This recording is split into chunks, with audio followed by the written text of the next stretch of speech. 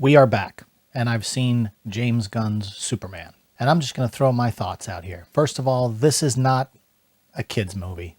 Okay? No matter what they're doing with the marketing, with Krypto the dog, and all that kind of stuff, this is not a kid's movie. It's not. Lois Lane says asshole several times in the film. Superman says shit multiple times during the film. And Mr. Terrific says, in a scene where he gets to a control panel and they're like, can you shut it down? And he goes, I'm goddamn Mr. Terrific.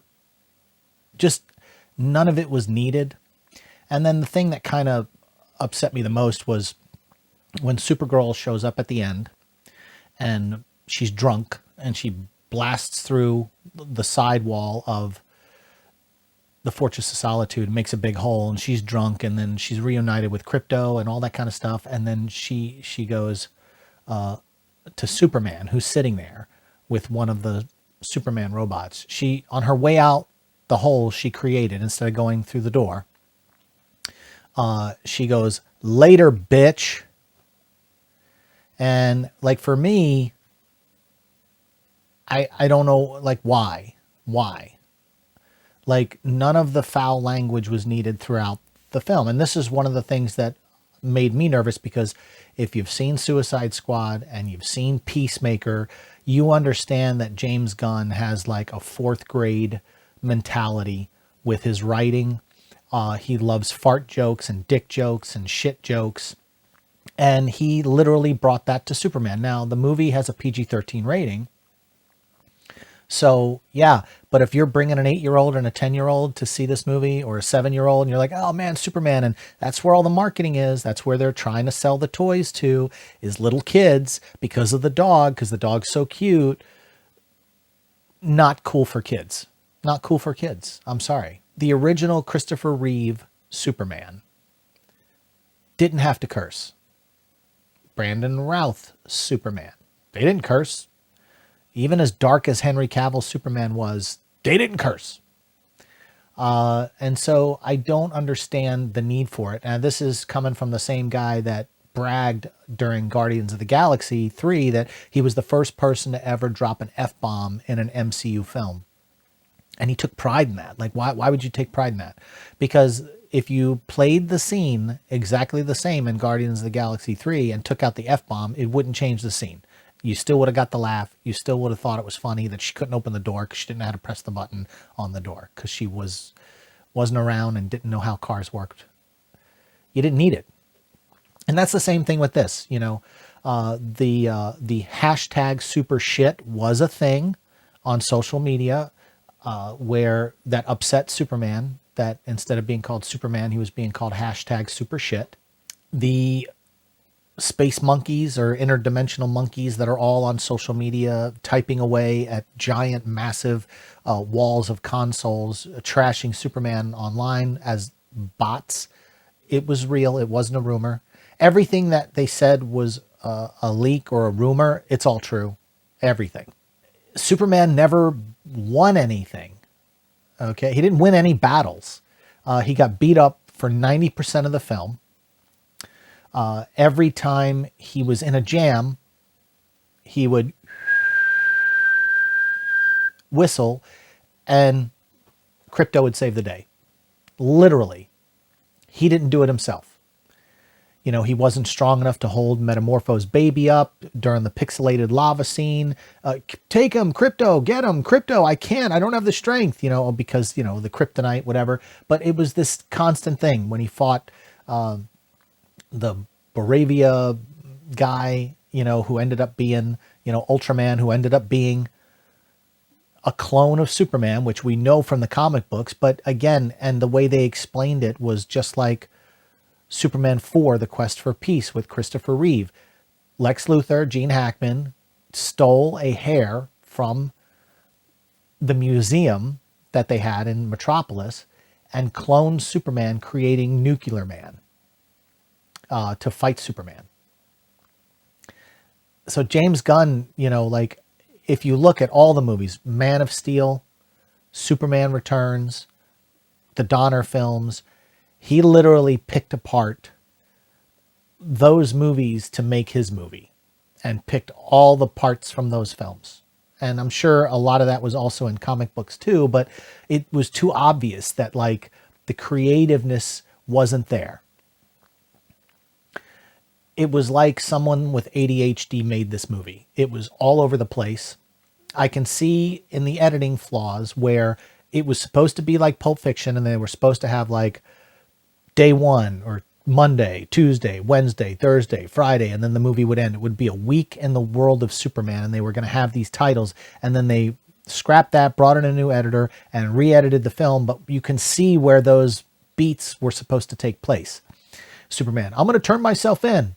Next thing you know, it cuts to his face being smashed into the ground by Ultraman and the super police, whatever they were called, Lex Luthor's henchmen, that the government contracted to apprehend Superman.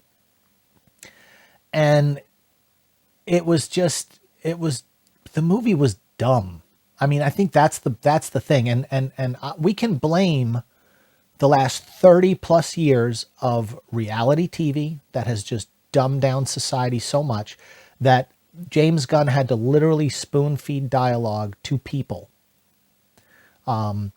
Literally, Lex Luthor, instead of walking into the Fortress of Solitude, getting to the console, and or having some other element explain his motivations, he literally goes, well, now that we're here, I guess I've got to look around and find something that can convince the generals that they need to be on my side and they need to hire me to take on Superman. And you're like in filmmaking, I, as an audience member, would rather you show me than tell me. Good writing in screenplays is show me, don't tell me. I hate spoon-feeding dialogue. And that's what every character in this movie did the whole way through, was spoon-feed everybody exposition. Every line told a story. Even this thing with Miss Tessmacher, where she would take selfies all the time, which I thought that was stupid in the trailers and all that kind of stuff, but it actually has relevance in the film. Every time she took a selfie, there was something in the background that Lois Lane and Jimmy Olsen could put together. Oh, look at that paper clipping behind her. Oh, look at this behind her. Look at that. There's a map sitting on that table over there where she's taken a selfie. And Miss Tessmacher had strategically, but she's not a smart character in the film. She's the dumbest character there.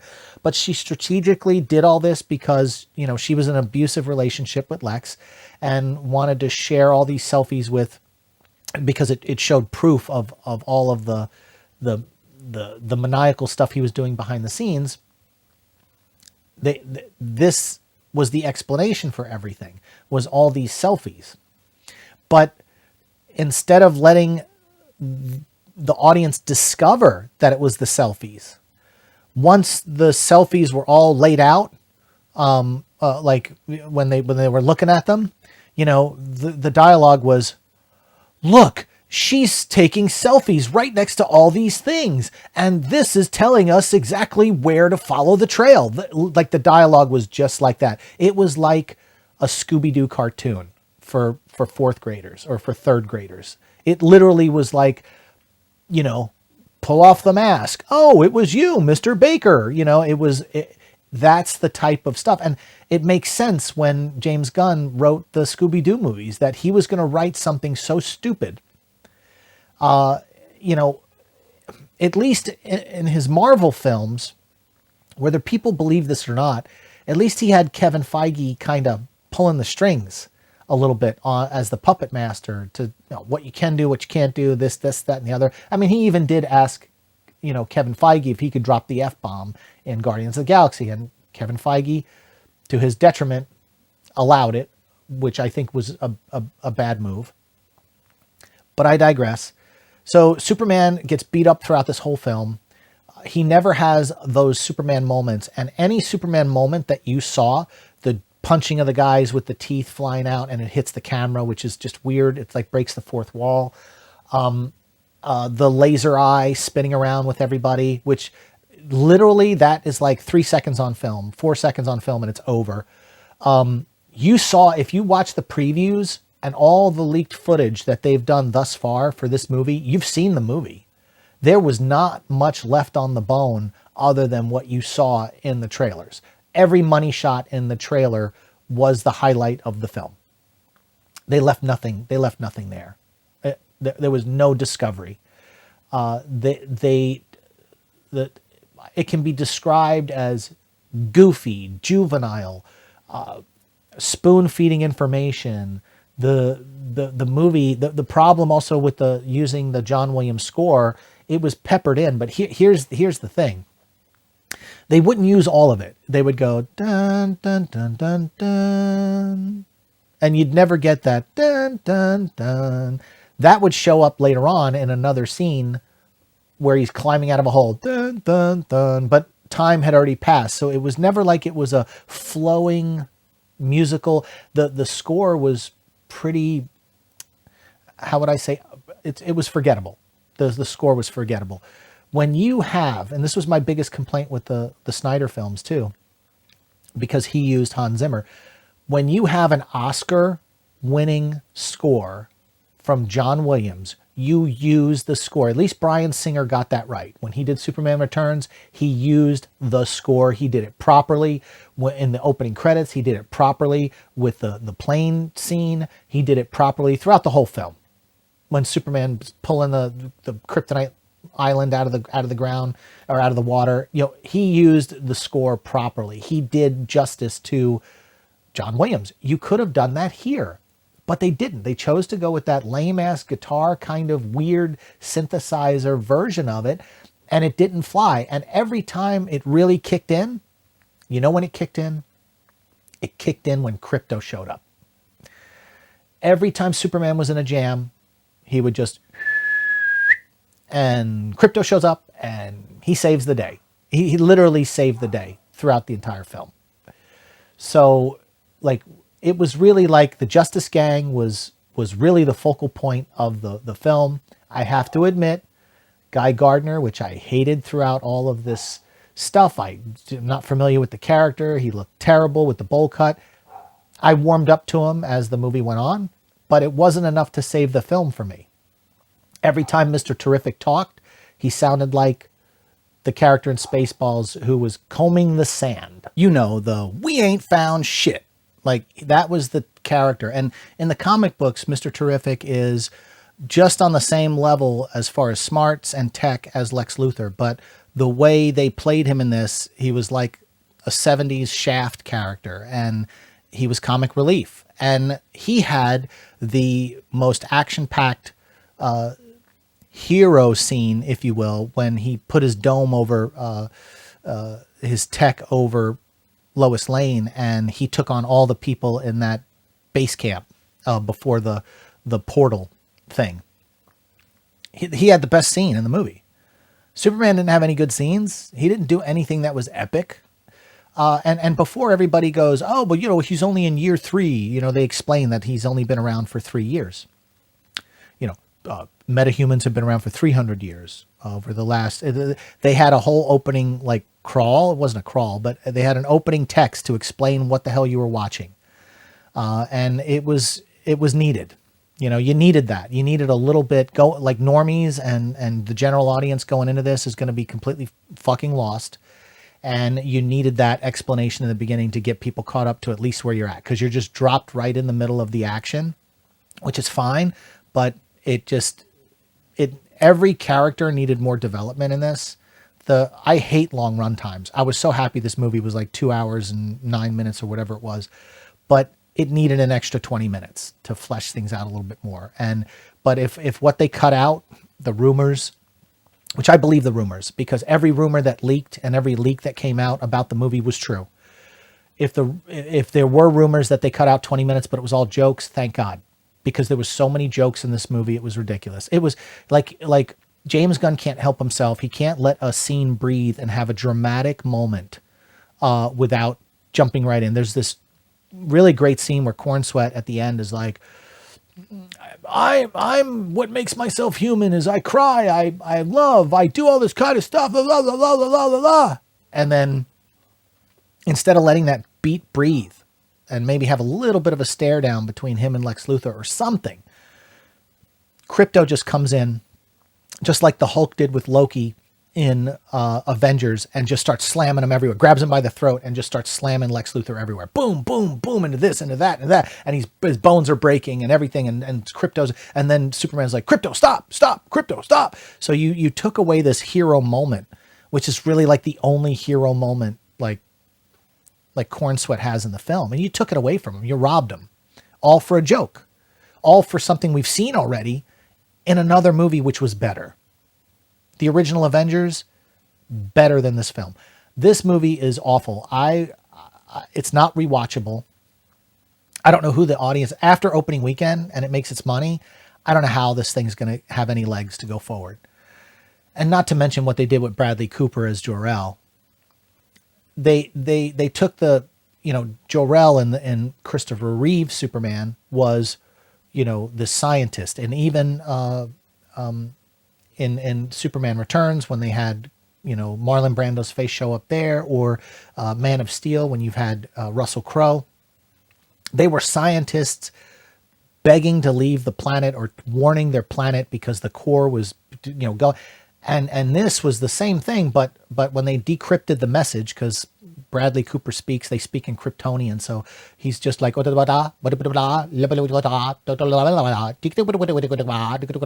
like weird. And then what they do is there's a half of a message that in the crash, when the ship crashed on Earth, half the message was garbled. So they decrypted the other half of the message. And the other half of the message was conquer Earth, start spreading your seed, and repopulate with Kryptonians, the humans, until you dilute the DNA across the globe, and then Kryptonians take over the planet. So then everyone feared Superman because now they know the rest of this message that Lex Luthor had stolen with the engineer, and they used it to blackmail and make Superman look bad so they could have him arrested. And it was a blow to Superman because he was raised by humans, and so and oh my God, Ma and Pa Kent, they portrayed them as toothless trailer park rednecks. It was bad. Like, there was nothing stoic about him. I mean, how do you go from Kevin Costner and Diane Lane and even Glenn Ford in the original Christopher Reeve film? How do you go from those people to this? This was just another, shucks, let's get a laugh. There was no real information that they provided other than the one line from Pa Kent, you're part of us or whatever. And but it was just two rednecks. It was just two rednecks. It was bad. And I would be upset portraying people that way, trailer park people that way. But, this is James Gunn. And James Gunn, he went to private school. He never saw people like that growing up. He didn't interact with people in trailer parks like that. So he did a stereotypical Deliverance type redneck portrayal of Ma and Pa Kent. And I thought it was terrible. This movie does not have legs. It doesn't. This movie's not going to have legs. And I don't know where it's going, but look, here's the thing. If you like Peacemaker and you like Suicide Squad and you like fourth grade potty humor and you want to hear superheroes curse and all this kind of stuff, this is for you. You're gonna absolutely love this. You'll think this is the best thing. I don't think it's rewatchable though. I think the fans of this, they're not going to revisit this over and over and over again, like maybe a Star Wars film or maybe another superhero film like Avengers Endgame or something where people watch it over and over and over again. This doesn't have that. There's nothing in it to offer. There's nothing on the bone. And Hawkgirl, I got to go back. Hawkgirl was dumb.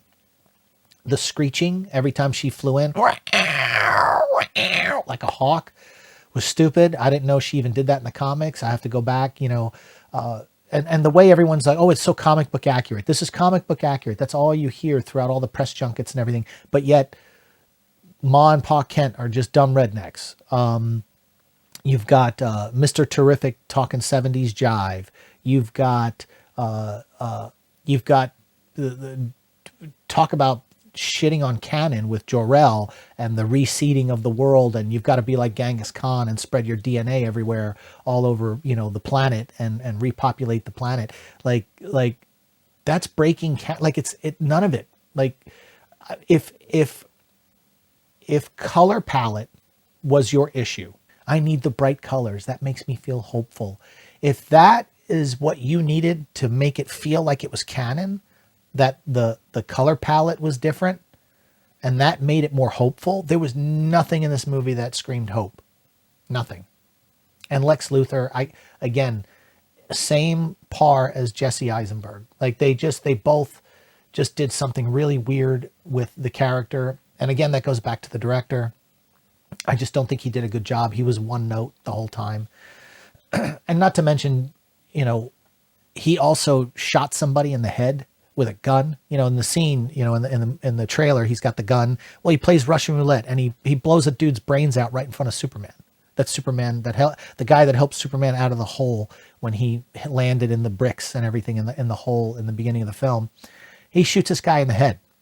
And then on the front page of the Daily Planet, it says the real hero of the day is this, and his picture's there because Lex Luthor shot him in the head. They didn't give Superman props or anything on the Daily Planet after all the climactic stuff was over. And of course, there were 2 needle drops, 2 songs that were in the movie that felt misplaced. They could have been done really well with score, but James Gunn can't help himself but to put music in his stuff like Guardians of the Galaxy. And yeah, it was corny. This was a corny, stupid, corny version of Superman. And if you love it, good on you. This was a one-off. I'll never watch this movie again. And the DCU is still going to struggle going forward. It's over. And if Fantastic Four flops, we may see superhero films implode altogether. And maybe, just maybe, we need a pause of like 10 years before we get more superhero crap, because that's all they're shoveling to us now is superhero crap. This is awful. The movie was awful. If I have to give it out of 10, 1 to 10, it's like a 2.9, 2.8 maybe out of 10.